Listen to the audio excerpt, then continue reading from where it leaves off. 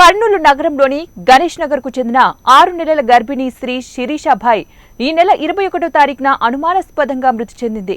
శిరీష మృతిపై భర్త కుటుంబ సభ్యులపై అనుమానం వ్యక్తం చేస్తున్నారు. 6 నెలల గర్భిణి మృతి చెందడంతో మృతురాలి కుటుంబ సభ్యులు కలెక్టర్ కార్యాలయం ముందు 21వ తేదీ రాత్రి ధర్నా చేపట్టారు.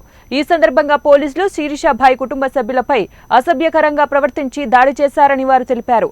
ఆందోళన చేస్తున్న వారిపై దురుసుగా వ్యవహరించి దాడికి పాల్పడిన పోలీసులపై ఎస్సీ ఎస్టీ కేసు మీద నమోదు చేసి వారిని సస్పెండ్ చేయాలని వారు కలెక్టర్ కార్యాలయం ముందు నేడు ధర్నా చేపట్టారు. శిరీషాభాయ్ మృతికి కారణమైన వారిని కఠినంగా శిక్షించి ఆందోళన చేస్తున్న వారిపై దురుసుగా ప్రవర్తించిన పోలీసులను సస్పెండ్ చేసేంత వరకు పోరాడతామని తెలియజేశారు. న్యాయం చేయండి, హత్య చేసిన వాళ్ళకు అరెస్టు చేయండి అనే న్యాయం కోసము కర్నూలు కలెక్టరేట్ గాంధీ విగ్రహం దగ్గర నిరసన కార్యక్రమానికి, శాంతియుత నిరసన కార్యక్రమానికి రావడం లేదు. మరి ఆ నిరసన కార్యక్రమంలో 2 నిమిషాలు కూడా కాలేదు, సడన్గా 3 టౌన్కు సంబంధించిన పోలీసు వారు వచ్చి, సిఐ అతని సిబ్బంది వచ్చి అమ్మాయి కుటుంబ సభ్యులను మీరు ఇక్కడ నిరసన కార్యక్రమం చేయకూడదు అని చెప్పడము, వాళ్ళని భయభ్రాంతులు చేయడము, లేదు మేము శాంతియుతంగా మా పాపకు చంపిన వాళ్ళని అరెస్టు చేయండి అని మిమ్మల్ని అంటున్నాం.